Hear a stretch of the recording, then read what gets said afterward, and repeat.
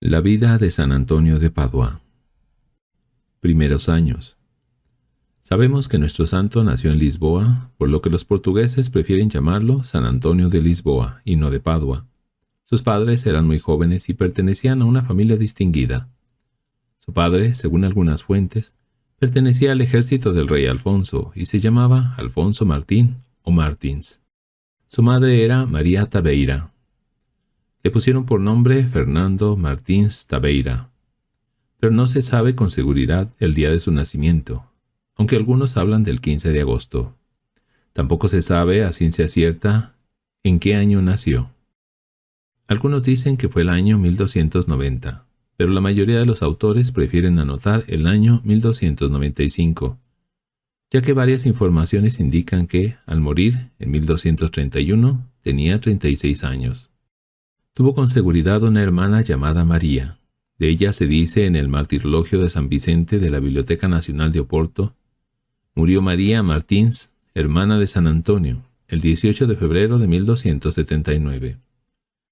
Algunos autores hablan también de otra hermana llamada Feliciana y quizás de algún otro hermano. Fue bautizado en la Catedral de Lisboa, que estaba cerca de su casa. Hasta los 15 años, más o menos, estudió en la escuela catedralicia, que estaba junto a la misma catedral. Estudió los cursos normales de aquel tiempo: el trivium, gramática, lógica y retórica. Y quizás ahí mismo comenzó los estudios del quadrivium, aritmética, música, geometría y astronomía. Si no pudo terminar estos últimos, los terminaría en el convento, ya que decidió alejarse de la familia y de los amigos, dejándolo todo por Dios. Algunas fuentes, como la leyenda rigaldina de Jean Rigaud, sugiere que decidió unilateralmente renunciar a la herencia paterna y optar por la vida religiosa, porque sus padres no se lo hubieran permitido. El autor de Asidua nos habla de una crisis que pudo superar con la gracia de Dios. Dice así: con la llegada de la pubertad comenzaron a crecer los estímulos de la carne, y, aunque se sentía sobremanera acuciado por estos movimientos de lascivia, no por eso aflojó el freno a la adolescencia y al placer, sino que, superando la fragilidad de la condición humana, sujetó las riendas de la impetuosa concupiscencia carnal, y despreciando los atractivos del mundo, con humilde devoción tomó el hábito de canónigo regular. San Vicente de Fora. Tendría unos 15 años cuando entró en el convento de San Vicente de Fora. Se llamaba Fora porque estaba en las afueras de la ciudad de Lisboa, y se llamaba de San Vicente en honor de San Vicente mártir, cuyas reliquias estaban en la Catedral de Lisboa. Este convento había sido construido por el rey Alfonso Enríquez sobre el cementerio de los cruzados alemanes que habían ayudado a la reconquista de la ciudad en 1147.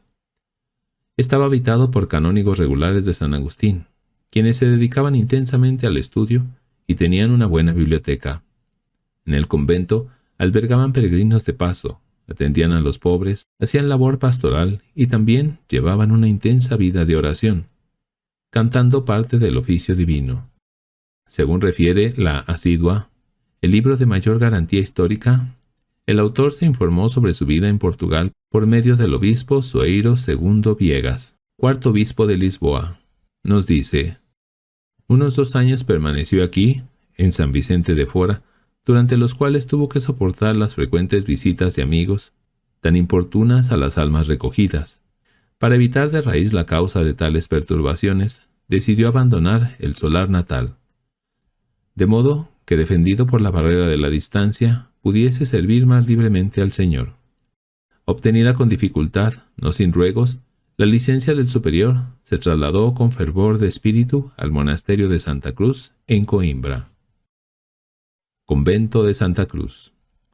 Coimbra era en aquel tiempo la capital de Portugal, y los canónigos regulares de San Agustín tenían allí la casa madre o convento de Santa Cruz, que había sido fundado en 1132 y era, junto con el monasterio cisterciense de Alcobaza, el centro cultural más importante del reino. El primer prior de Santa Cruz fue un santo, San Teotonio, quien se propuso convertir el monasterio en escuela de santidad y de ciencia sagrada.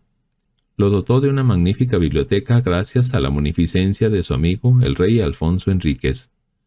Su sucesor, don Sancho I, en 1192, ordenó que se entregaran cada año al monasterio 400 maravedís de oro para que se pudieran enviar religiosos a estudiar a universidades de Francia. También se enviaron algunos religiosos a otros monasterios a copiar códices de los Santos Padres. Cuando Fernando llegó a Coimbra, probablemente en 1212, con 17 años, todavía se podía percibir el ambiente de santidad y cultura que había dejado San Teotonio. Allí recibió una esmerada formación intelectual, que incluía artes o filosofía, estudios de ciencias naturales, de medicina, derecho canónico y, sobre todo, de teología y sagrada escritura. Sus profesores estaban muy influenciados por los maestros de teología de París y en especial por la personalidad de Hugo de San Víctor. Enseñaban la teología basados muy especialmente en los escritos de San Agustín, de los que nuestro santo llegó a ser un eminente conocedor, considerando a San Agustín no solo como su padre espiritual, como canónigo regular de San Agustín, sino también como su guía en los caminos de la teología que, en aquel tiempo, se basaba casi enteramente en el estudio de las Escrituras. Sus profesores más notables, lumbreras de la Iglesia portuguesa, fueron don Juan, eminente teólogo, don Pedro Pires, afamado predicador y profesor de gramática, lógica, medicina y teología, y don Raimundo, perito en diversas lenguas. Además de su carácter eminentemente cultural, los canónigos regulares de Santa Cruz tenían apostolado parroquial en la parroquia de San Juan y en la iglesia de Liria, ejerciendo un intenso apostolado social con un hospital en Coimbra y otro en Penela. Lamentablemente, el ambiente de la comunidad se vio perturbado por los enfrentamientos entre el rey de Portugal y el Papa, llegando a formarse bandos de apoyo a ambas partes. El rey portugués fue apoyado por el prior del convento de Santa Cruz, quien fue excomulgado por el Papa Inocencio III, ya que el rey había cometido ciertos desmanes contra la Iglesia, como desterrar al obispo de Coimbra por no estar de su parte y haber nombrado por su cuenta al obispo de Oporto. Fernando, que ya era sacerdote desde febrero o marzo de 1220, sufría con estos problemas y pedía paz y unión con el Papa. San Antonio de Olivares. Los franciscanos llegaron a Portugal el año 1217. La princesa Sancha, hermana del rey Alfonso II, le cedió en Alenquer la capillita de Santa Catalina y mandó construir para ellos una casa que satisfaciese sus exigencias. Poco tiempo después, les confió a su vez la reina Urraca, a una legua de Coimbra, el reducido monasterio de San Antonio de Olivares, pues había muchos olivos en aquel lugar. Los franciscanos eran tan pobres que iban a pedir limosna frecuentemente al rico convento de Santa Cruz, y, como Antonio era el hostelero, él mismo los recibía y les daba limosnas. De esta manera fue conociéndolos, dejándose entusiasmar por su vida pobre y evangélica. Un día dio hospitalidad a 5 franciscanos que iban a predicar a Marruecos. Sus nombres eran Bernardo de Corvio, Pedro de San Geminiano, Odón, Adjuto y Acurcio. Ellos, al llegar a Marruecos, se dirigieron al rey Abu Jacub para predicarle la fe cristiana. Después de algunas peripecias, fueron condenados a muerte en Marrakech, sufriendo horribles suplicios. Fueron azotados brutalmente hasta que sus entrañas quedaron al descubierto. Sus llagas fueron rociadas con aceite hirviendo y vinagre, y después fueron decapitados. Era el día 16 de enero de 1220. Iban a destruir sus cuerpos, pero el infante portugués don Pedro, jefe del ejército de Marruecos, cristiano que había huido de Portugal por desavenencias con su hermano el rey de Portugal, los rescató y los llevó consigo a tierra cristiana. No atreviéndose a llegar a Coimbra, le encomendó a su capellán, Juan Roberti, los restos de los mártires para llevarlos a esa ciudad. Allí fueron recibidos con veneración por la reina doña Urraca y su cuñada, doña Sancha. Los colocaron en 2 cofres de plata de la iglesia de Santa Cruz, donde todavía están en la actualidad. Los milagros realizados por su intercesión a su llegada a Coimbra fomentaron su devoción y su recuerdo entre el pueblo. Fernando Martins tuvo el placer de tener muy cerca, en su propia iglesia de Santa Cruz, los restos de estos santos mártires, y su espíritu, ya lleno de Dios, se encendió en deseos de ser también él mártir. Con este motivo habló secretamente con los religiosos de San Antonio de Olivares, manifestándoles su deseo de vestir su hábito con la condición de que lo enviaran a predicar a Marruecos para poder así morir por Jesucristo. Obteniendo a duras penas el permiso del prior de su convento y de su comunidad, se fue a vivir con ellos a mediados de 1220 con 25 años de edad, cambiando su nombre de Fernando por Antonio, quizás por el nombre de su nuevo convento. Antonio renunciaba así a seguir estudiando y a su seguridad, pues estaba respaldado por un convento rico, y escogió la penitencia, el trabajo y la austeridad. En el convento de San Antonio de Olivares estuvo muy poco tiempo, pues eran muchos sus deseos de martirio. Veamos lo que nos refiere su contemporáneo. Moraban no lejos de la ciudad de Coimbra, en un lugar que se llama San Antonio, algunos frailes menores, que, aunque iletrados, enseñaban con las obras el contenido de las sagradas letras, los cuales, según la regla de su orden, iban frecuentemente a pedir limosna al monasterio donde moraba el siervo de Dios. Allegándose un día encubiertamente a ellos, como tenía por costumbre, para saludarlos, les dijo, entre otras cosas: «Amadísimos hermanos, de buena gana recibiría vuestro hábito, si me prometéis que, una vez aceptado entre vosotros, me enviaréis a tierra de sarracenos, para poder así yo también merecer ser hecho partícipe de la corona, junto con los santos mártires». Desbordantes de alegría por las palabras de un varón tan insigne, deciden, abreviando el tiempo, realizar la ceremonia al día siguiente para que no acarree peligro la demora. Volvieron los frailes gozosos al convento, y quedó el siervo de Dios Antonio para pedir licencia al abad sobre lo tratado. A duras penas y a fuerza de ruegos pudo arrancársela. No olvidados de la promesa, llegan los frailes de buena mañana, según lo convenido, y visten con premura al siervo de Dios el hábito franciscano en el monasterio. Y, tras esto, se dirigen los frailes a buen paso al convento, seguidos de cerca por el novicio, al que reciben en su seno con demostraciones de caridad. Dejando el antiguo, se impuso el nombre de Antonio, como presagiando cuán grande heraldo de la palabra de Dios había de ser.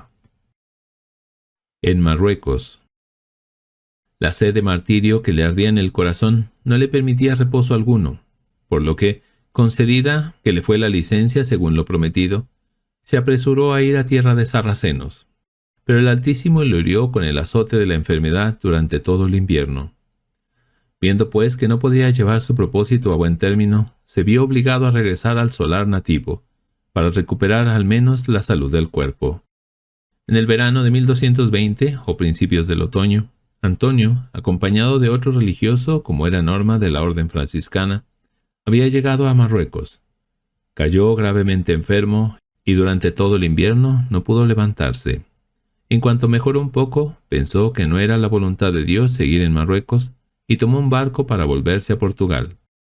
En marzo o abril de 1221 ya estaba en Sicilia, ya que, en contra de su voluntad, el barco en que se embarcó, llevado por los vientos, llegó a Mesina, donde los franciscanos del lugar lo acogieron con caridad fraterna. En el capítulo de Asís. Por los franciscanos de Mesina, se enteró que había un capítulo general de toda la orden del 30 de mayo al 8 de junio de ese año 1221, y al cual estaban invitados a asistir todos los frailes de la gran familia franciscana. Resolvió asistir. No sabemos si estaba aún convaleciente o estaba totalmente sano, pero llegó a este capítulo general, que fue el último en el que fueron admitidos todos los religiosos.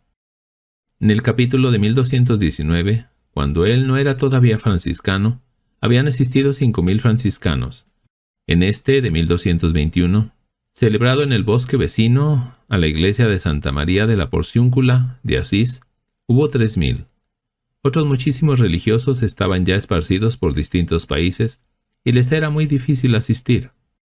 A este capítulo se le llamó el capítulo de las esteras. Allí estuvieron 9 días. Los 7 primeros fueron propiamente del capítulo y, después, debieron estar otros 2 días más antes de dispersarse a sus lugares de origen, para poder consumir la gran cantidad de alimentos que los vecinos de Asís les habían ofrecido. Antonio quedó entusiasmado por la alegría espiritual que compartían aquellos monjes, y, sobre todo por la vista personal del fundador, San Francisco de Asís. Parece ser que él pasó desapercibido y desconocido. En este capítulo, San Francisco había hecho nombrar vicario general a Fray Elías, quien presidía las sesiones. En una de ellas hizo un llamamiento para enviar una nueva misión a Alemania, pues los primeros habían sido mal recibidos. Se levantaron 90 religiosos dispuestos a ir. Acabado el capítulo, los ministros provinciales enviaron a sus casas a los frailes. Nadie había contado con Antonio, que quedaba así a disposición del vicario general.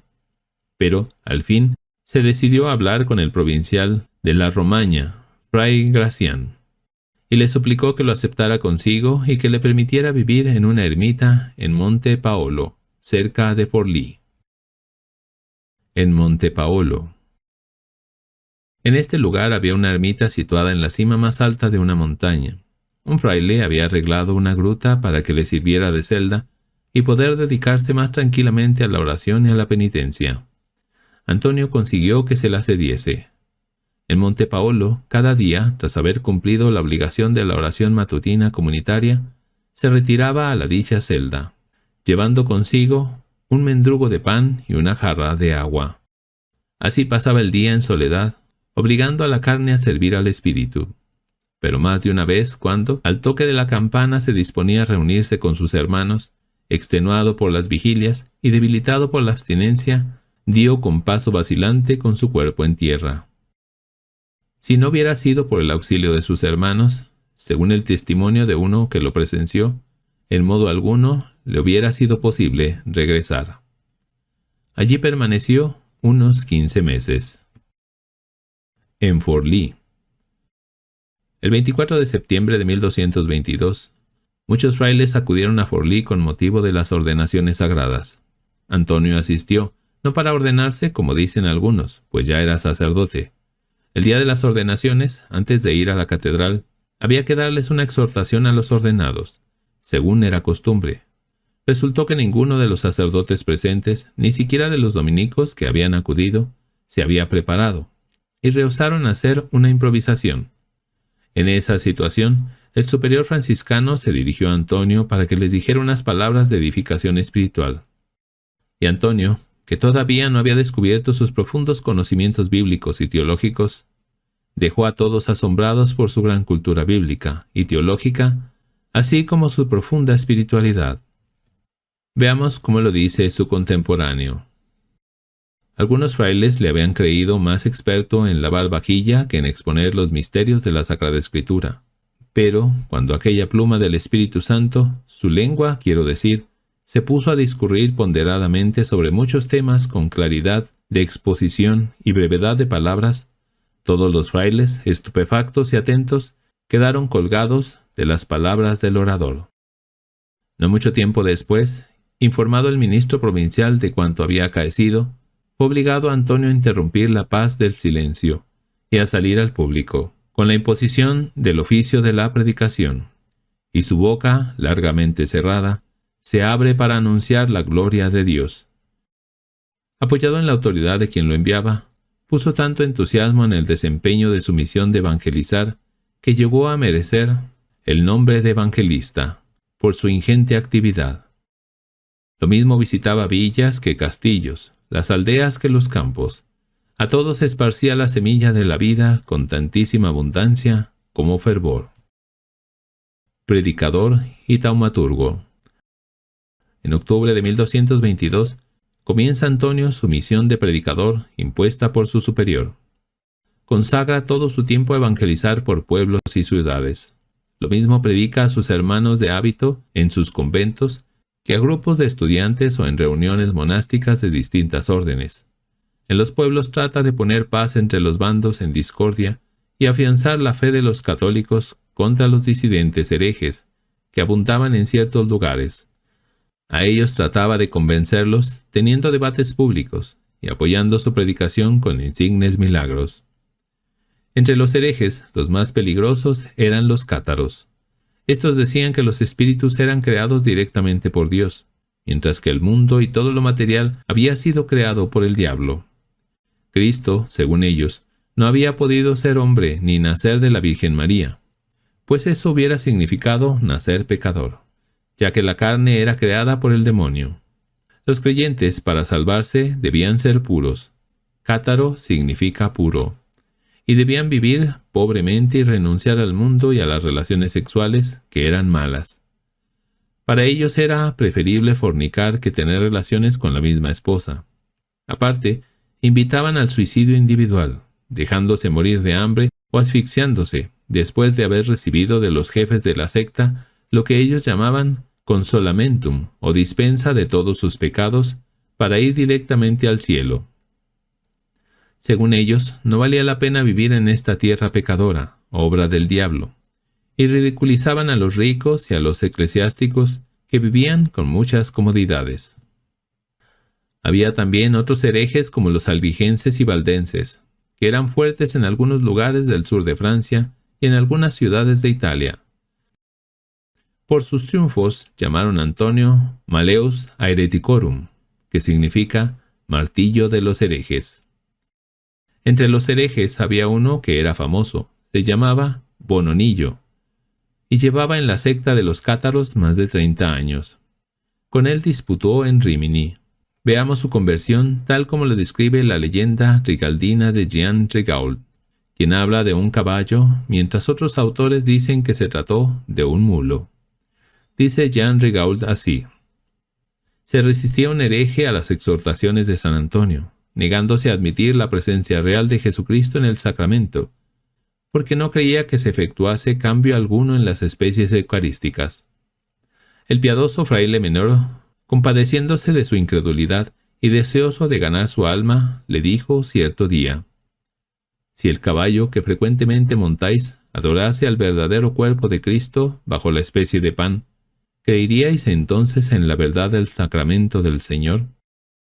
El hereje prometió confesarlo de boca y desde el fondo del corazón, mientras sucediese esto bajo las condiciones fijadas por él mismo. Aceptó el santo, añadiendo, sin embargo, que, si no se cumplían las condiciones propuestas, solo cabría atribuirlo a los pecados propios.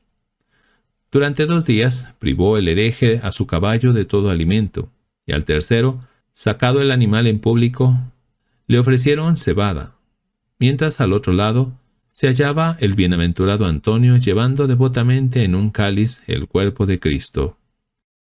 Una multitud numerosísima se había congregado allí, ansiosa de saber qué sucedería. Suelto el caballo, avanzó con pausa como si hubiese tenido uso de razón y, doblando respetuosamente las rodillas ante el santo, que mantenía elevada la sagrada hostia, permaneció en esta postura hasta que Antonio le concedió permiso para marcharse. Este milagro determinó al hereje a abandonar su error. Otro milagro sucedió también en Rímini, para la conversión de los herejes en 1233. Este se relata en las Florecillas de San Francisco. Queriendo Cristo poner de manifiesto la gran santidad de su siervo San Antonio y acreditar su predicación y su doctrina santa, para que fuese escuchada con devoción, se sirvió en cierta ocasión de animales irracionales, como son los peces, para reprender la necesidad de los infieles herejes, del mismo modo como en el Antiguo Testamento había reprendido la ignorancia de Balaam. Números 22 del 22 al 35. Fue en ocasión que San Antonio se hallaba en Rímini, donde había una gran muchedumbre de herejes. Durante muchos días había tratado de conducirlos a la luz de la verdadera fe y al camino de la verdad, predicándoles y disputando con ellos sobre la fe de Jesucristo y de la Sagrada Escritura. Pero ellos no solo no aceptaron sus santos razonamientos, sino que, endurecidos y obstinados, no quisieron siquiera escucharle. Por lo que un día, San Antonio, por divina inspiración, se dirigió a la desembocadura del río junto al mar, y, colocándose en la orilla entre el mar y el río, comenzó a decir a los peces como predicándoles: «Oíd la palabra de Dios, peces del mar y del río, ya que esos infieles herejes rehúsan escucharla». No bien hubo dicho esto, acudió inmediatamente hacia él, en la orilla, tanta muchedumbre de peces grandes, pequeños y medianos, como jamás se habían visto en tan gran número, en todo aquel mar ni en el río. Y todos, con la cabeza fuera del agua, estaban atentos mirando al rostro de San Antonio con gran calma, mansedumbre y orden, En primer término, cerca de la orilla, los más diminutos. Detrás, los de tamaño medio. Y más adentro, donde la profundidad era mayor, los peces mayores. Cuando todos los peces se hubieron colocado en ese orden y en esa disposición, comenzó San Antonio a predicar solemnemente diciéndoles: «Peces, hermanos míos, estáis obligados a dar gracias, según vuestra posibilidad, a vuestro Creador, que os ha dado tan noble elemento para vuestra habitación, porque tenéis a vuestro placer el agua dulce y el agua salada. Os ha dado muchos refugios para esquivar las tempestades. Os ha dado, además, el elemento claro y transparente, y alimento con que sustentaros. Y Dios vuestro Creador, cortés y benigno, cuando os creó, os puso el mandato de crecer y multiplicaros, y os dio su bendición. Después, al sobrevenir el diluvio universal, todos los demás animales murieron. Solo a vosotros os conservó sin daño. Por añadidura, os ha dado las aletas para poder ir a donde os agrada. A vosotros fue encomendado, por disposición de Dios, poner a salvo al profeta Jonás, echándolo a tierra después de 3 días, sano y salvo. Vosotros ofrecisteis el censo a nuestro Señor Jesucristo cuando, pobre como era, no tenía con qué pagar. Después servisteis de alimento al Rey eterno Jesucristo, por misterio singular, antes y después de la resurrección. Por todo ello, estáis muy obligados a alabar y bendecir a Dios, que os ha hecho objeto de tantos beneficios, más que a las demás criaturas». A estas y semejantes palabras y enseñanzas de San Antonio, comenzaron los peces a abrir la boca e inclinar la cabeza, alabando a Dios con estos y otros gestos de reverencia. Entonces, San Antonio, a la vista de tanta reverencia de los peces hacia Dios, su Creador, lleno de alegría de espíritu, dijo en voz alta: «Bendito sea el eterno Dios, porque los peces de las aguas le honran más que los hombres herejes, y los animales irracionales escuchan su palabra mejor que los hombres infieles». Y cuanto más predicaba San Antonio, más crecía la muchedumbre de peces, sin que ninguno se marchara del lugar que había ocupado. Ante semejante milagro comenzó a acudir el pueblo de la ciudad, y vinieron también los dichos herejes.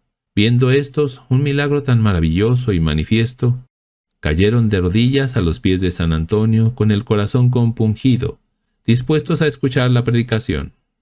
Entonces, San Antonio comenzó a predicar sobre la fe católica, y lo hizo con tanta nobleza que convirtió a todos aquellos herejes y los hizo volver a la verdadera fe de Jesucristo. Otro día nuestro santo fue invitado a comer por ciertos herejes. Él aceptó la invitación con la esperanza de rescatarlos del error, así como Jesús se sentaba a la mesa con los publicanos y pecadores.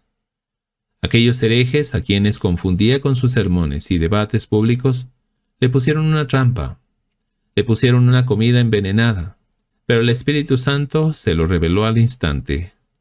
Él les recriminó el engaño con palabras afables, pero ellos, mintiendo, le dijeron que lo habían hecho con el fin de probar la verdad de la frase evangélica: «Si beben alguna bebida mortal, no recibirán ningún daño». Marcos 16:18.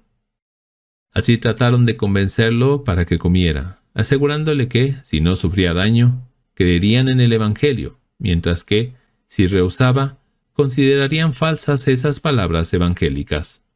Antonio entonces trazó la señal de la cruz sobre la comida, y les dijo que no lo hacía para tentar a Dios, sino para demostrar su celo por su salvación y la verdad del Evangelio. Comió en efecto y, como no sufría daño alguno, los herejes se convirtieron. Primer lector de la Orden. A finales de 1223, por orden de sus superiores, Antonio fue nombrado maestro de teología para enseñar a sus hermanos religiosos, especialmente a quienes se preparaban para el sacerdocio. San Francisco le dirigió una carta que todos consideran auténtica y que dice así: «A Fray Antonio, mi obispo, Fray Francisco, salud en Cristo. Me agrada que leas a los fieles la Sagrada Teología, cuidando sin embargo que por este estudio no se apague el espíritu de la oración según se contiene en la regla. Amén». San Francisco le dice mi obispo, no porque fuera obispo, sino reconociendo que era superior a él en conocimiento de teología y sagradas escrituras. Por eso le concede la facultad de enseñar teología en sus conventos, como de hecho lo hizo principalmente en Bolonia, Tolosa, Padua y Montpellier. Todos reconocieron que tenía una memoria prodigiosa para acordarse de los textos de la Escritura. Comenzó su docencia en Bolonia, capital de Romaña, y estuvo allí solamente un año, pues a finales de 1224 o principios de 1225 ya estaba en Francia. Apostolado en Francia. Desde el otoño de 1224 hasta finales de 1227 estuvo en el sur de Francia, dedicado a su multiforme actividad apostólica. En estos años enseñó teología a sus hermanos religiosos en Montpellier y Tolosa.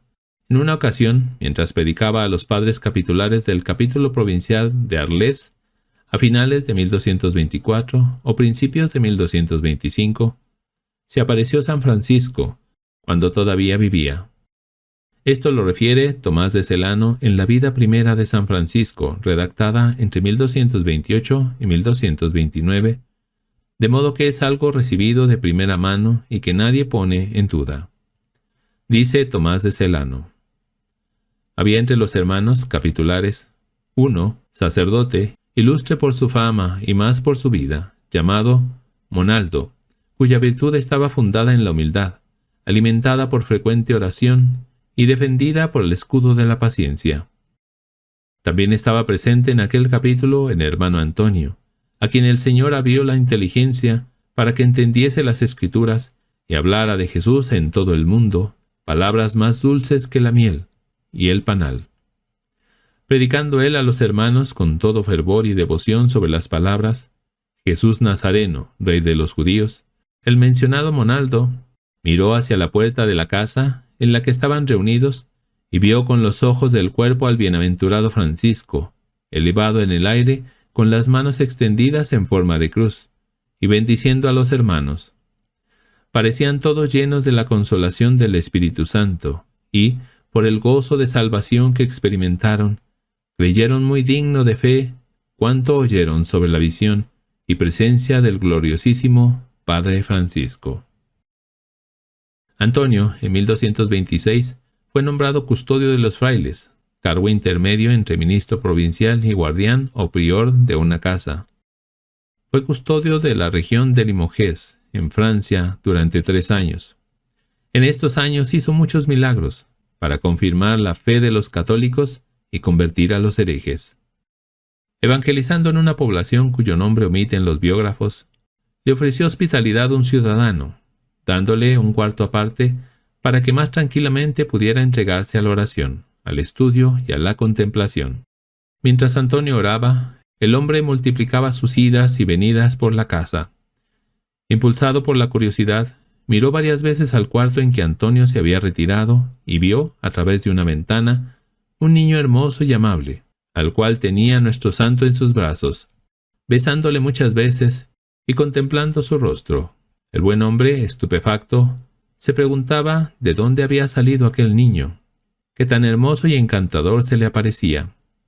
Era el niño Jesús en persona, el cual reveló a su siervo que el hombre lo estaba observando. Después de la desaparición del divino niño, prohibió a Antonio a aquel hombre que hablase del hecho mientras él viviese. Cuando murió el santo, el afortunado testigo del prodigio lo refería con lágrimas de ternura y jurando por la Biblia que estaba diciendo la verdad, después de tocar las santas reliquias para poder afirmar mejor la verdad del hecho. Sobre este suceso el Papa Pío XII manifestó: con frecuencia, mientras Antonio se hallaba solo en una retirada celda, orando, a la vez que fija dulcemente sus ojos y su espíritu en el cielo, he aquí que súbitamente el niño Jesús, despidiendo rayos de fulgísima luz, ciñendo con sus tiernecitos brazos el cuello del joven franciscano y sonriéndole dulcemente, abruma con sus infantiles caricias al santo que, destituido de sus sentidos y convertido de hombre en ángel, en ese instante, con los ángeles y el cordero, se apacienta entre los lirios. Otro milagro famoso que sucedió en Limoges es el siguiente.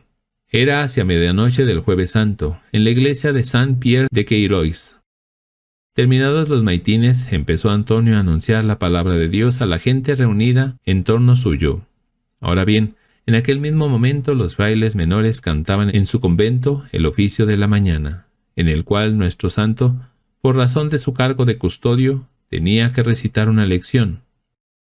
Saint-Pierre de Queiroz distaba bastante del monasterio franciscano, por lo cual no parecía posible que Antonio pudiera encontrarse entre sus hermanos en el momento oportuno. Pues bien, esto fue lo que puntualmente ocurrió. Llegado dicho momento, se calló Antonio, y habiéndose mostrado súbitamente al mismo tiempo en el coro de su convento, cantó su lección hasta el final y desapareció enseguida. Salió entonces de su silencio en Saint-Pierre y continuó su sermón ante el pueblo. Otro día, habiendo convocado el santo al pueblo de Limoges para una predicación solemne, se reunió tal número de oyentes que, por de pronto, hubo de descartarse la idea de reunirlos en alguna de las iglesias de la ciudad. Antonio, pues, se dirigió con ellos a un antiguo anfiteatro romano llamado Le Creux des Arenes. Era en aquella época un lugar muy frecuentado en el cual se celebraban las ferias y los mercados, y donde, según la costumbre de aquellos tiempos, nadie veía inconveniente alguno en que se utilizara también para las ceremonias religiosas, particularmente para la predicación.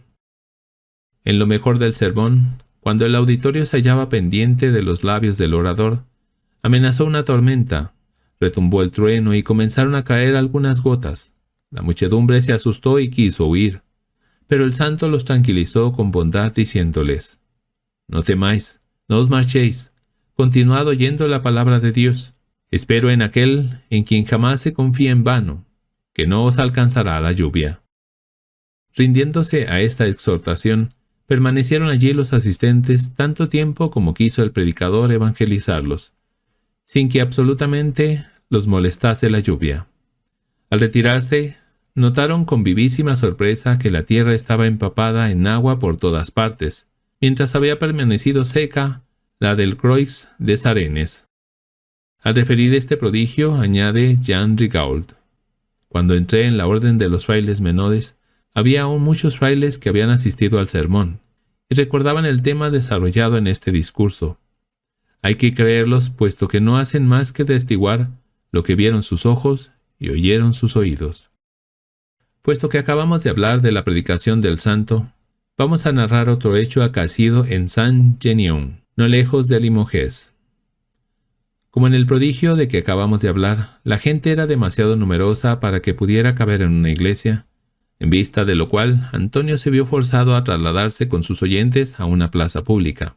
Se le preparó apresuradamente una tribuna de madera, y subiendo a ella el santo, dijo a su auditorio: «Yo sé que el enemigo nos atacará durante el sermón, pero no temáis, pues su empresa no perjudicará ni molestará a nadie». Poco tiempo después, la tribuna se derrumbó, mas, con asombro y sorpresa general, el accidente no causó daño ni al santo ni al auditorio. Repararon la tribuna, y se oyó de nuevo la voz de Antonio, con tanta mayor atención cuanto que la muchedumbre había reconocido en él el espíritu de profecía. No fue esa la única vez que atacó el demonio. Por eso, su contemporáneo dice: «Narraré un suceso no fingido, sino revelado a un fraile por el mismo siervo de Dios, Antonio, cuando aún vivía. Una noche, estando en Padua, mientras reconfortaba sus fatigados miembros con el beneficio del sueño, he aquí que el diablo se atrevió a oprimir violentamente la garganta del siervo de Dios, esforzándose en ahogarlo.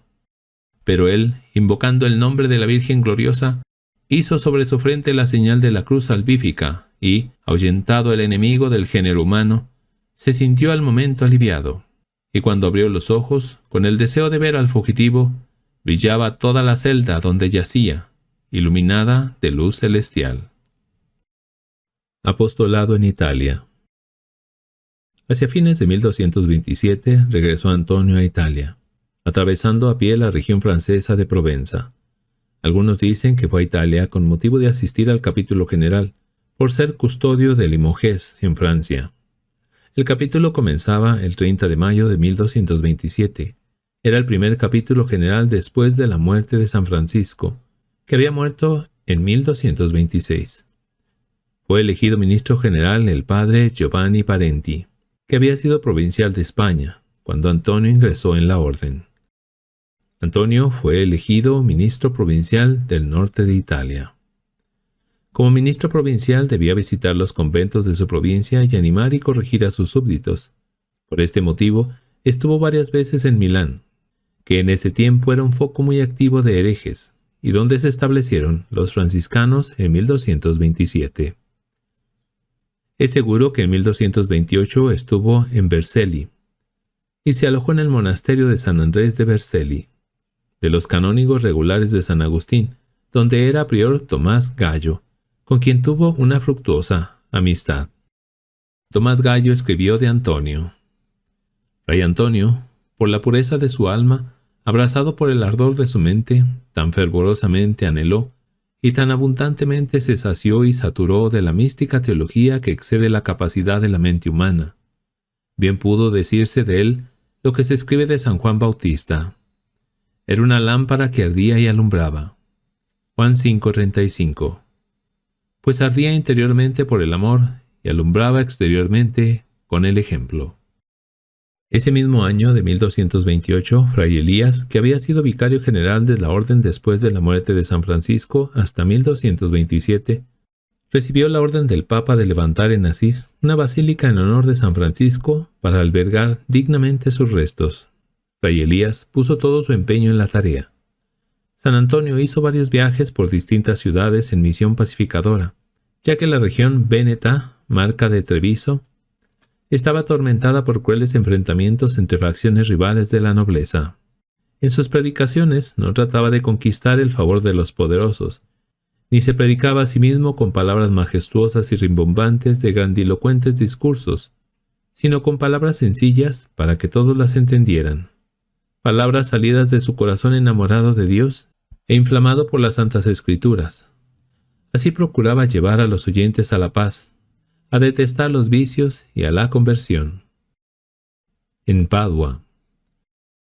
Padua era una ciudad independiente con una modesta universidad que tenía algunos centenares de estudiantes. Había sido reconstruida después del incendio de 1174. Era regida por un podestá, gobernador, sus consejeros y magistrados. Tenía un pequeño ejército permanente y era una ciudad adicta al Papa, pues la mayoría de sus habitantes eran güelfos, es decir, partidarios del Papa, en contra de los gibelinos, que eran partidarios del emperador de Alemania, Federico II. De ahí que estuviera en continuas luchas contra su vecina Verona, que era de mayoría gibelina, dirigida por el cruel tirano Eselino. Padua tenía tierras fértiles, lo que hacía que su mercado fuera importante. También tenía industrias de lana y un excelente comercio, por lo que hacía de ella una ciudad rica. En Padua había bienestar y un desmesurado afán de lujo, sobre todo entre los ricos. Cuando carecían de dinero para satisfacer su pasión por las fiestas, se veían obligados a recurrir a prestamistas sin escrúpulos, a los cuales pagaban exorbitantes réditos. Por eso, la ciudad en general era presa de la usura y de otras lacras sociales como las enemistades. San Antonio luchó mucho contra la usura, las enemistades y las injusticias sociales, como dice su contemporáneo. No se dejaba doblegar por ninguna acepción de personas, ni el favor y opinión de la gente hacían mella en él, sino que, según el dicho del profeta, como un trillo armado de dientes, trituró los montes y convirtió en polvo los collados. San Antonio llegó a Padua por primera vez siendo ministro provincial el año 1229 y vivió en la comunidad de Santa María Madre de Dios, donde actualmente está la Basílica del Santo. Apostolado en Padua. Su apostolado en Padua tuvo lugar en los 3 últimos años de su vida, pero fue tanto su amor a esta ciudad y el afecto de los paduanos a nuestro santo que ha quedado marcado por la historia, llamándole San Antonio de Padua. Allí realizó algunos de sus más grandes milagros. Su biógrafo contemporáneo refiere con toda su autoridad: Había un vecino de Padua que tenía una hija llamada Paduana, que, aunque ya de 4 años, estaba completamente privada del ejercicio de sus pies, y sirviéndose de las manos, se arrastraba al modo de los reptiles. También decían que, trabajada de la epilepsia, le acaecía a menudo caer y revolcarse. Un día que la llevaba su padre en brazos, aún en vida de San Antonio, lo topó en una calle de la ciudad, y empezó a rogarle que hiciera el signo de la cruz sobre su hija. Viendo el Padre Santo su fe, la bendijo y la despidió. Vuelto el padre a casa, puso derecha a la niña sobre sus pies, la que, apoyada en una banqueta, comenzó a ir de aquí para allá. Le retiró después la banqueta, le dio su padre un bastón, y siempre, mejorando, recorría la casa yendo y viniendo. Se restableció tan de lleno por los méritos del felicísimo Antonio, que ya no le fue necesario sostén alguno, ni desde el momento en que fue bendecida sufrió lo más mínimo de epilepsia. Veamos otro milagro que un fraile menor oyó personalmente del interesado, hacia el año 1292. Pertenecía yo, le dijo, a una cuadrilla compuesta de 12 bandidos, todos los cuales habitábamos en los bosques entregándonos al pillaje y despojo de los viajeros. Habiendo oído ponderar la predicación del bienaventurado, nos dimos cita para ir allá disfrazados. Nunca pudimos creer que su palabra fuese tan eficaz que alumbrase como la antorcha ardiente de un nuevo Elías. Fuimos, pues, a su predicación. No tuvimos necesidad de escuchar gran rato sus inflamados discursos para sentir violentísimo remordimiento de nuestros crímenes. Después del sermón, nos fuimos todos a confesar con él. El padre nos oyó uno después del otro. Nos dio a cada uno una penitencia saludable y mandándonos que nos guardásemos de volver a nuestros antiguos crímenes, prometió a los que no lo cometieran más los goces de la vida eterna, y predijo a los que reincidieran suplicios extraordinarios. Algunos volvieron a emprender la vida criminal de antes, y acabaron su vida según el santo había anunciado.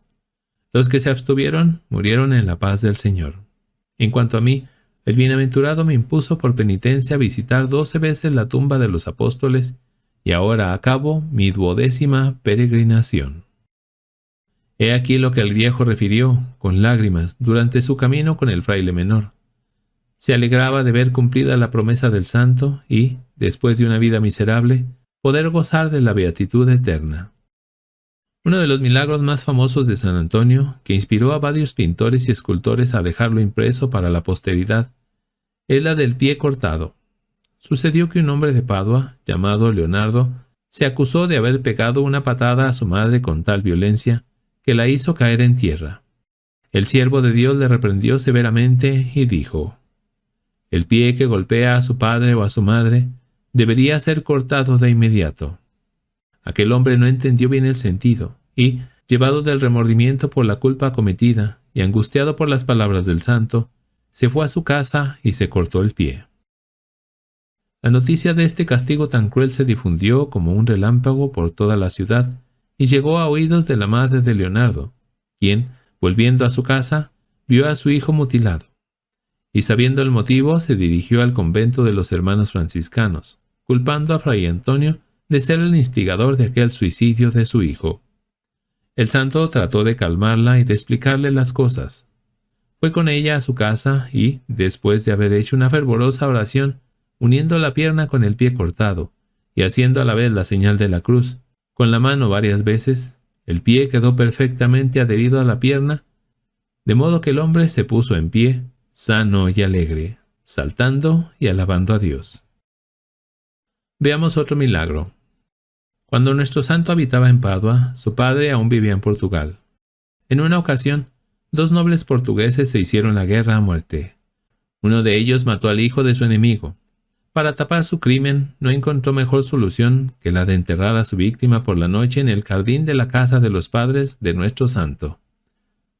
Tras muchas pesquisas, fue descubierto el cadáver y el padre de Antonio fue tomado preso para responder del crimen. Nuestro santo supo por revelación de Dios lo que ocurría y aquella misma noche pidió permiso para ausentarse, obteniéndolo fácilmente. Al día siguiente por la mañana estaba en Lisboa por bilocación. se dirigió a la casa del juez y, no habiendo podido obtener de éste la libertad de sus padres y parientes, pidió que, al menos, le llevasen a su presencia al niño enterrado.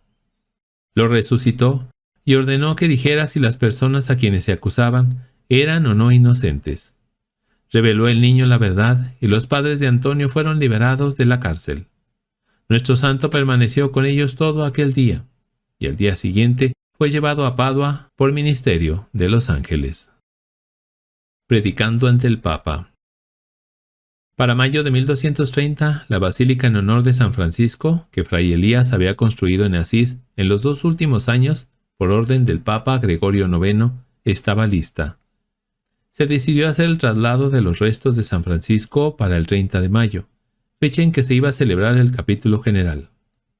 Para este capítulo general y para el traslado, Fray Elías invitó a todos los frailes de la orden.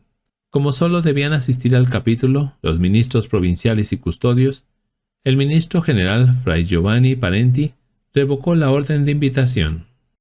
Entonces, Fray Elías adelantó para el 25 de mayo el traslado de los restos de San Francisco a la nueva basílica, de modo que algunos provinciales y custodios capitulares no pudieron asistir. Por otra parte, llegaron invitados por él muchos de sus seguidores, quienes fueron a su celda y, por su cuenta, lo nombraron ministro general, sentándolo en el puesto reservado al ministro general. San Antonio protestó enérgicamente. Fray Elías fue corregido y se arrepintió. Después se fue a un eremitorio a hacer penitencia y oración. Después del capítulo, Antonio dejó el oficio de ministro provincial para dedicarse a tiempo completo a la predicación y a la docencia. Pero antes hubo de ir a Roma con una comisión del capítulo para presentar al Papa algunos puntos de la legislación de la orden que debían ser aclarados y para informarle de los sucesos ocurridos en Asís. El éxito de esta delegación fue completo, y el Papa Gregorio IX emitió la bula Quo Elongati para aclarar algunos puntos de la regla, como la observancia de la pobreza, la composición del capítulo general, la autoridad de los provinciales para acoger novicios y nombrar predicadores, etc. Con motivo de esta estancia de Antonio en Roma, fue requerido para predicar ante el Papa y los cardenales. Esto dice en el libro de las florecillas de San Francisco. San Antonio predicó una vez delante del Papa y de los cardenales. En este consistorio había muchos hombres de diversas naciones, griegos, latinos, franceses, alemanes, eslavos, ingleses y de otras diversas lenguas del mundo. Inflamado por el Espíritu Santo, expuso y desarrolló la palabra de Dios con tanta eficacia, profundidad y claridad, que todos los que se hallaban en el consistorio, aunque eran de lenguas tan diversas, entendieron claramente todas sus palabras, sin perder una, como si hubieran hablado con el idioma de cada uno de ellos. Hasta tal punto que todos quedaron estupefactos y les pareció que se había renovado el antiguo milagro de los apóstoles en tiempo de Pentecostés, cuando hablaron en todas las lenguas por la virtud del Espíritu Santo. Hechos 2 del 4 al 13. Y se decían unos a otros con admiración: ¿no es de España este que predica? Pues, ¿cómo es que todos nosotros le oímos hablar en la lengua de nuestro país? Y el mismo Papa, lleno de admiración por la profundidad de sus palabras, dijo: a decir verdad, este es arca del testamento y archivo de la Divina Escritura. Después continuó predicando con mucho fruto en distintos lugares. También se dedicó a la redacción de los sermones para las fiestas de los santos. Cuaresma de 1231. En esta cuaresma, del 5 de febrero al 23 de marzo, se dedicó a predicar todos los días, uno tras otro, durante 40 días. Y dice su primer biógrafo: es cosa sin duda de admirar cómo, a pesar de la corpulencia natural y trabajado por una continua enfermedad, el celo infatigable de las almas le hacía continuar predicando, enseñando y confesando hasta la puesta del sol, muy a menudo en ayunas.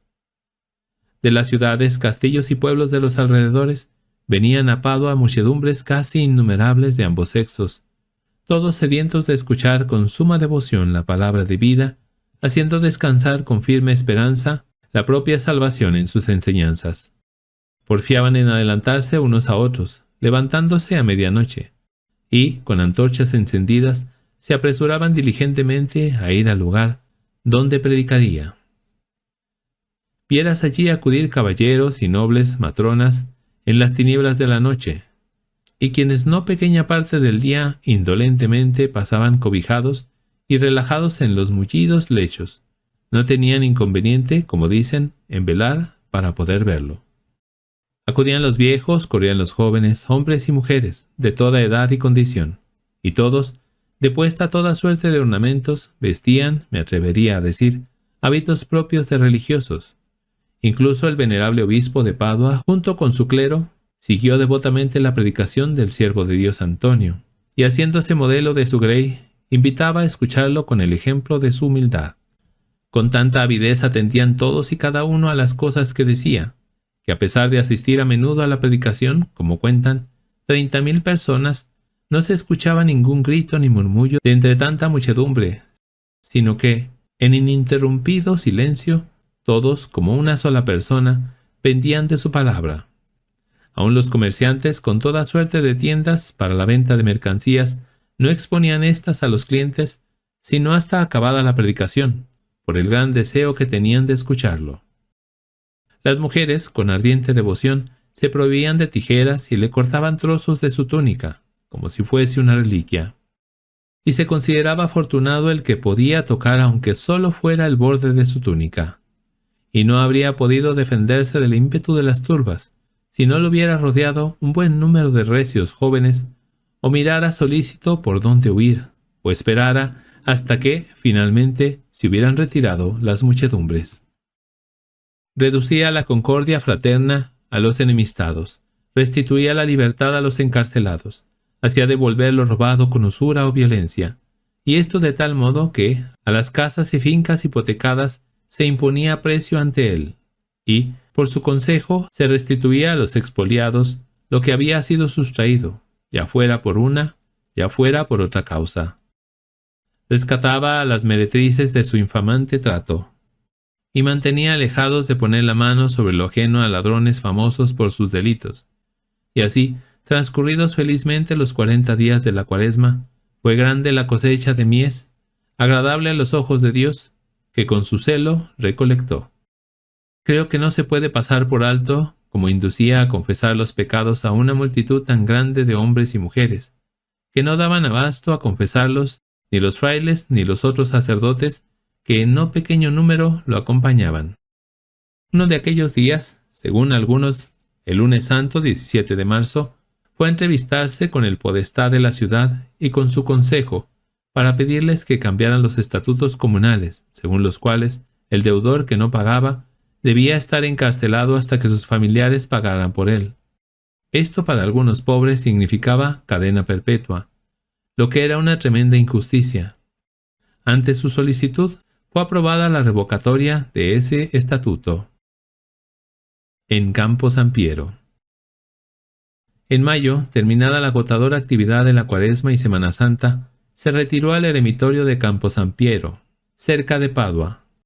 Allí se hizo preparar una especie de pequeña celda de tablas y esteras encima de un nogal. En algunas representaciones iconográficas se le representa escribiendo entre las ramas de un nogal.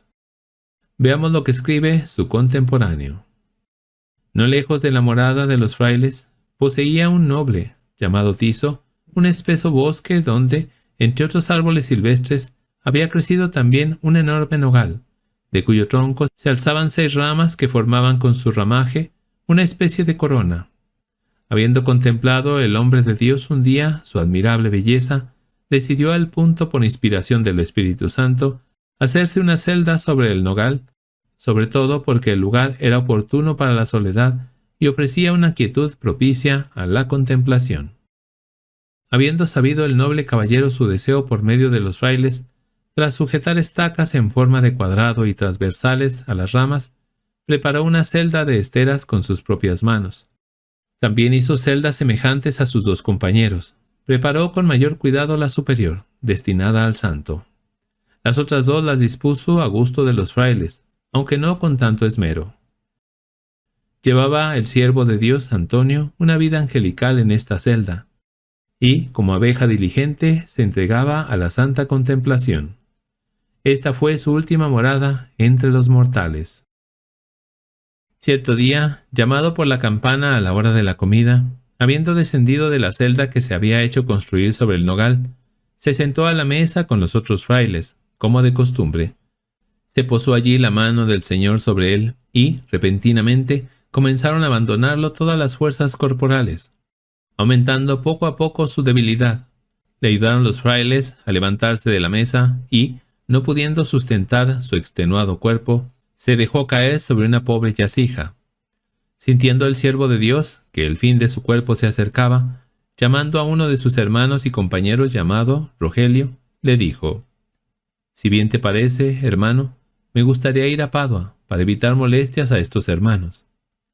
Persuadido el compañero, es aprestada una carreta y puesto sobre él el venerado padre, mientras los frailes del lugar se oponían con todas sus fuerzas a que fuera llevado a otro lugar. Pero viendo que esta era la voluntad del bienaventurado Antonio, aunque contrariados, no tuvieron más remedio que ceder. Su muerte. Llegando a la ciudad, se encontró el varón de Dios con fray Binoto, que caminaba a visitarlo. Viendo su extrema gravedad, comenzó a rogarle que se dirigiera a la cella, donde habitaban algunos frailes en una casa junto al monasterio de las damas pobres, a las que prestaban los auxilios espirituales, según la costumbre de la orden.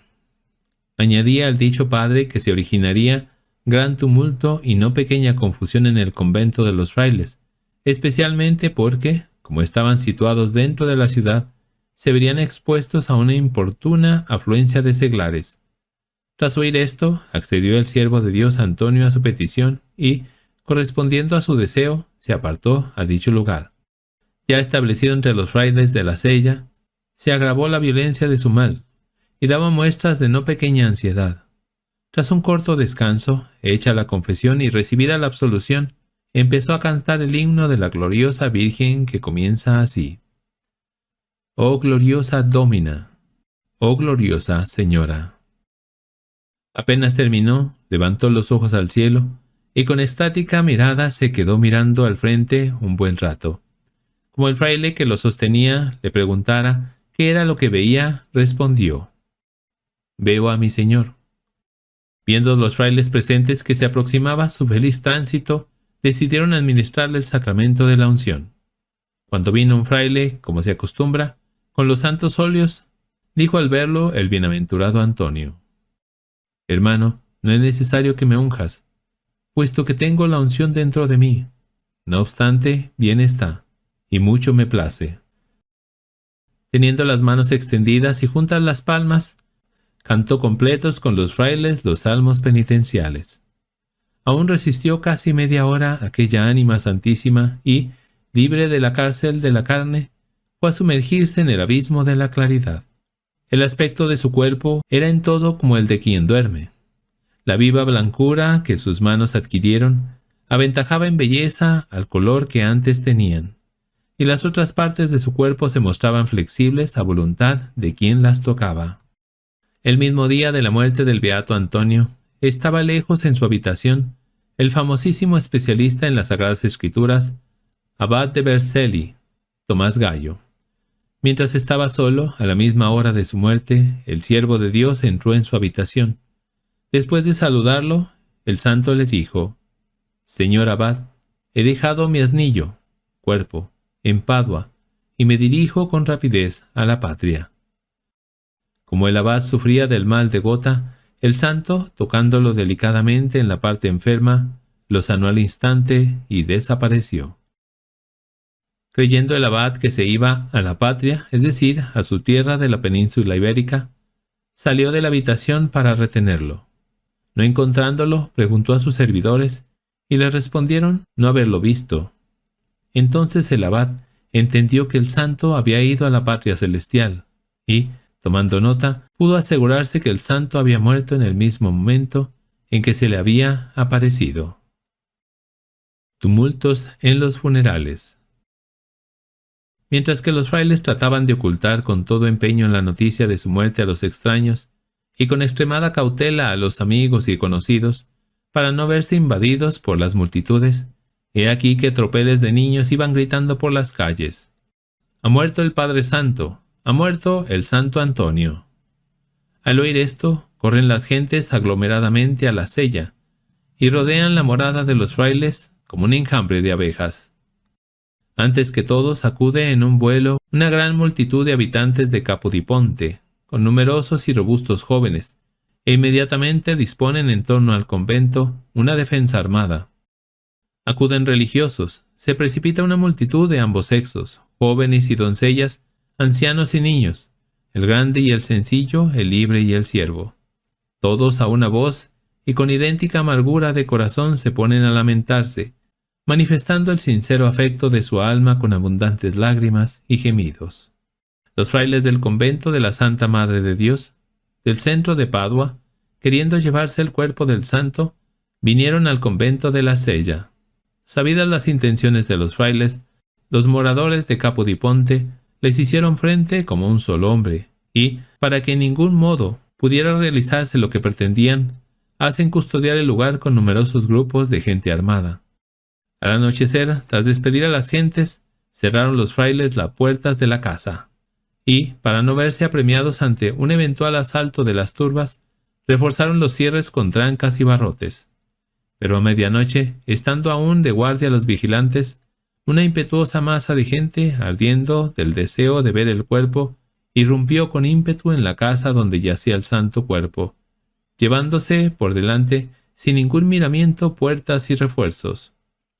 Por 3 veces repitieron impetuosamente el ataque contra la morada de los frailes, y, cosa admirable, no pudieron penetrar en ella ni una sola vez, a pesar de sus esfuerzos, sino que, como después con su propia boca confesaron, se quedaban pasmados ante las puertas abiertas.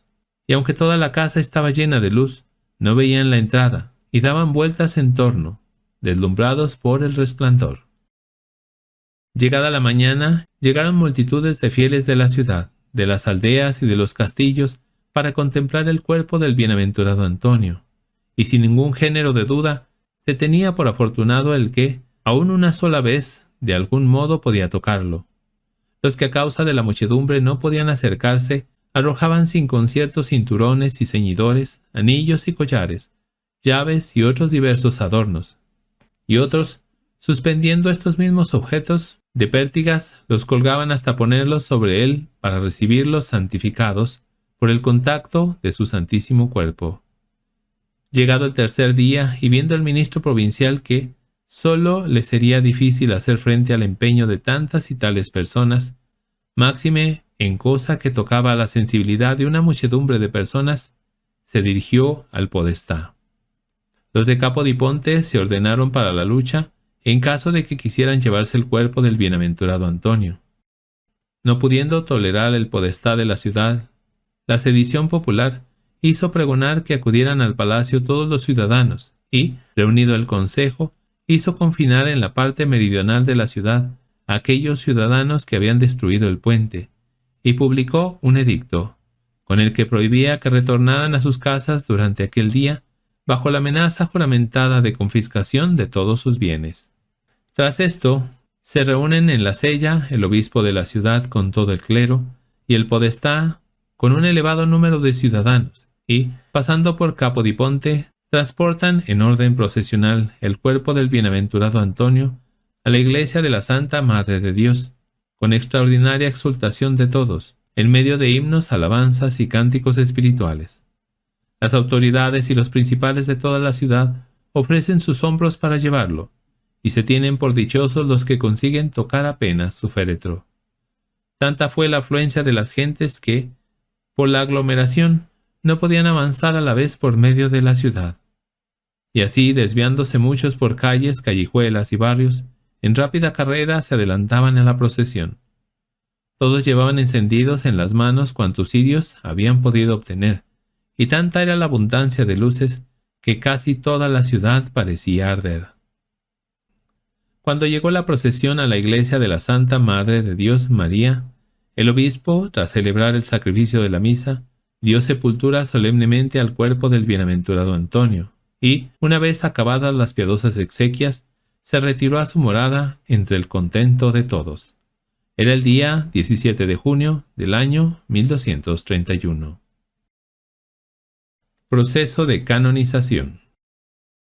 Al poco tiempo de su muerte, hubo una masiva reunión del clero y del pueblo de Padua, y decidieron enviar una comisión al Papa, llevando 2 cartas, una del clero y otra del podestá, para pedir la apertura del proceso de canonización. El Papa constituyó una comisión investigadora para estudiar los muchos milagros que se contaban después de su muerte. Esta comisión estaba integrada por el obispo de Padua, Giacomo Corrado, por Giordano Forzate, prior del monasterio de San Benito, y por el prior de los padres dominicos de Padua. Escogieron 53 milagros de los tantos que se presentaron, confirmados por personas dignas de fe y testigos de los hechos. Estos milagros fueron leídos ante el Papa y los cardenales, reunidos en asamblea, y fue unánimemente aceptada la causa para la canonización del siervo de Dios. Nos dice el biógrafo contemporáneo que conoció los hechos de primera mano. Viendo, en fin, el sumo pontífice el unánime consenso sobre la canonización de San Antonio, y atendiendo, no menos, a la infatigable devoción de los paduanos, accedió, de común acuerdo con todos, a su humilde súplica y, sin retardo, fijó el día en que tendría lugar. Era ya llegado el día fijado para tan grande solemnidad. Asiste el Sacro Colegio Cardenalicio. Se convoca a los obispos, acuden los abades, y, por hallarse entonces presentes, concurren prelados de iglesias de distintas partes del mundo. Allí está la sagrada asamblea del clero, allí una multitud casi incontable de gentes, y allí está, aureolado de gloria y majestad, el sumo pontífice con sus insignias pontificales, y el grupo de cardenales y demás príncipes de la iglesia vestidos con sus sacros ornamentos. Se hace la lectura de los milagros ante todo el pueblo, como de costumbre, y con suma devoción y reverencia se exaltan los méritos gloriosos del bienaventurado Padre Antonio. De pie, inundado de santa consolación, alzó las manos al cielo el pastor de la iglesia, invocando el nombre de la deífica Trinidad, inscribió en el catálogo de los santos al Beatísimo Padre Antonio, y estableció que su fiesta se celebrara el día de su muerte, para alabanza y gloria de Dios, Padre, Hijo y Espíritu Santo, a quien es el honor y la potestad por todos los siglos de los siglos. Amén. Tuvo lugar la ceremonia en la Catedral de Spoleto el día de Pentecostés del año del Señor 1232, correspondiente al 6º año del pontificado del Papa Gregorio IX. La canonización tuvo lugar el 30 de mayo de 1232 y las fiestas en Padua el 13 de junio de ese mismo año. Algunos de los milagros aprobados. Un niño, llamado Alberto, de 12 años de edad, tenía deforme desde su nacimiento el pie izquierdo. Vuelto el empeine a tierra, le quedaban los dedos atrás, contra el calcañar del pie derecho. Con el fin de enderezarle el pie, solía su padre atarle tablillas, pero si por cualquier causa se desataba, retornaba al instante a su habitual torcedura. Acudió suplicante un día a la madre con el niño al arca del bienaventurado Antonio, y, como pudo, allegó el pie del niño al sepulcro. Así permaneció el niño por breve tiempo, sudando copiosamente, hasta que fue devuelto por los guardianes del arca a la madre, y volvió a su casa ya con las plantas vueltas al suelo. Un fraile de la orden de los frailes menores llamado Teodorico, ciego ya 2 años del ojo izquierdo, acudió devoto desde la Apulia al arca del Santo Padre Antonio. Se quedó a morar algún tiempo con los frailes de Padua, mientras pedía insistentemente la gracia de la curación, hasta que, finalmente obtenida la tan deseada vista, partió dando gracias a Dios. Había un hombre en la ciudad de Venecia, por nombre Leonardo, que por habérsele obstruido los oídos, estaba desde hacía 4 años completamente sordo. Se llegó un día suplicante al sepulcro del bienaventurado Antonio, y al momento recuperó el ansiado oído. Una mujer llamada Miguelota estaba 11 años muda, incapaz de pronunciar ni una sola palabra, y languidecía, desprovisto su cuerpo de fuerzas. Habiendo oído los milagros que se operaban por medio del siervo de Dios Antonio, se hizo llevar a su sepulcro, donde, tras haber orado de corazón, durante un breve espacio de tiempo, partió con el habla y la salud. Un niño llamado Simeón, que desde hacía 3 años era atormentado de ataques del mal caduco, Se caía muy a menudo de bruces. Temblaba lastimosamente cuando sufría una caída, y, por más que lo intentaba, ya no era capaz de trasladarse a otro lugar. Hizo una promesa a su madre y condujo solícita al niño ante la tumba de San Antonio. Volvió a casa tras haber orado, y ya no le quedó ni rastro de la dicha enfermedad. Había en la ciudad de Treviso una mujer, veneciana por nombre, que desde hacía más de 2 años tenía sobre el pecho una gibosidad a modo de un pan, y cuando por cualquier motivo tenía que dirigirse a alguna parte, debía doblar la cabeza hasta las rodillas. Fue a la tumba del bienaventurado padre Antonio, e insistió en su oración durante 2 días, al cabo de los cuales pudo volver a casa con la jiba aplanada y la cabeza erguida. En el condado de Padua, una niñita llamada Eurilia fue hallada por su madre al regresar a casa, flotando boca arriba en una charca llena de agua fangosa. Se apresuró la llorosa madre a sacar a su infortunada hija de la poza, y, ante los muchos que acudían al vuelo a contemplar tan luctuoso espectáculo, colocó a la anegada criatura al borde de la charca. La palpó un hombre de entre la gente que allí se había congregado, y, ya rígida por el frío de la muerte, la puso cabeza abajo, con los pies en alto sobre un tajón, pero ni siquiera así emitió voz la chicuela ni dio señales de vida, porque, teniendo encajadas las mandíbulas y cerrados los labios, como los muertos, se había esfumado toda esperanza de salvación. Pero en último extremo, hizo la madre voto al Señor y a su siervo, el bienaventurado Antonio, de llevar al sepulcro de ésta una imagen de cera, si se dignaba devolverle viva a su hijita. No bien hubo hecho el voto, cuando, a vista de todos, movió la chiquita los labios, e, introduciéndole uno el dedo en su boquita, devolvió las aguas que había tragado, y por los méritos de Santo Padre, volvió a la vida. Un caballero de Salvatierra, Aliardino por nombre, que desde los primeros años de su mocedad había sido seducido por la proterva herejía, fue un día a Padua y, mientras estaba sentado a la mesa, razonaba con los otros comensales sobre los milagros otorgados a los fieles devotos por los méritos del bienaventurado Antonio. Como todos sostenían que el bienaventurado Antonio era verdaderamente un santo de Dios, vació el vaso que tenía entre las manos y prorrumpió más o menos así: si aquel a quien vosotros llamáis santo preservase intacto este vaso, tendré por verdadero aquello de que acerca de él tratáis de persuadirme. Desde los altos donde estaban comiendo, arrojó el vaso contra el suelo y, cosa admirable de decir, resistió el vidrio el choque contra la piedra y quedó incólume ante los ojos de los muchos presentes que en la calle estaban.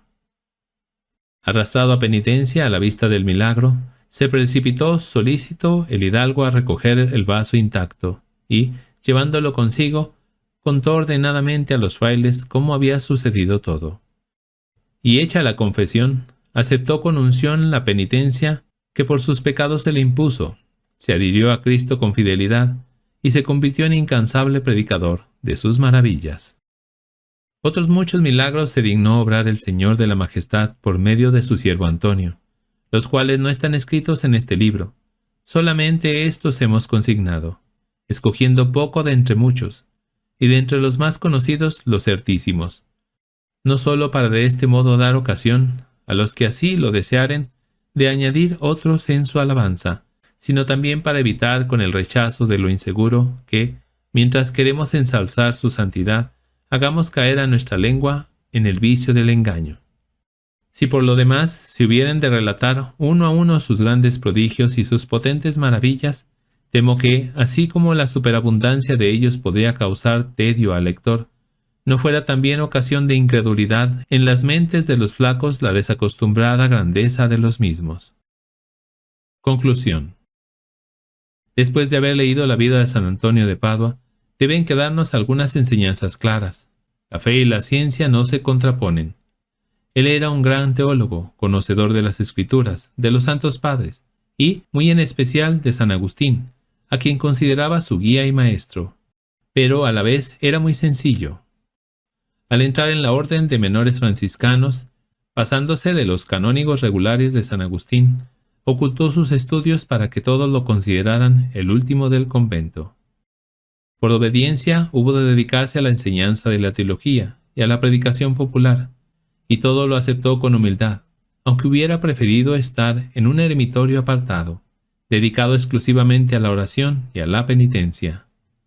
Su amor a la Eucaristía lo manifestó en el milagro del caballo o mulo, que se arrodilló ante la Eucaristía para convertir a un hereje, y en el fervor con que celebraba la misa. Él fue de los primeros en usar la palabra transubstanciación para designar a la transformación del pan y el vino en la misa en el cuerpo y sangre de Jesucristo. Su amor a María no lo podía disimular y hablaba de ella como madre, medianera de todas las gracias, inmaculada y asunta al cielo. Dios le concedió muchos dones sobrenaturales, especialmente el don de hacer milagros, para confirmar sus enseñanzas entre la gente que acudía en masa a oírle. Sigamos sus pasos y vivamos nuestra fe católica sin medias tintas, de verdad, para sentirnos orgullosos de ser católicos, ser agradecidos a Dios por el regalo inmerecido de nuestra fe, y para ser capaces de compartirla con todos los que nos rodean. San Antonio de Padua, ruega por nosotros. Escrita por el Padre Ángel Peña, de la Orden de Agustinos Recoletos.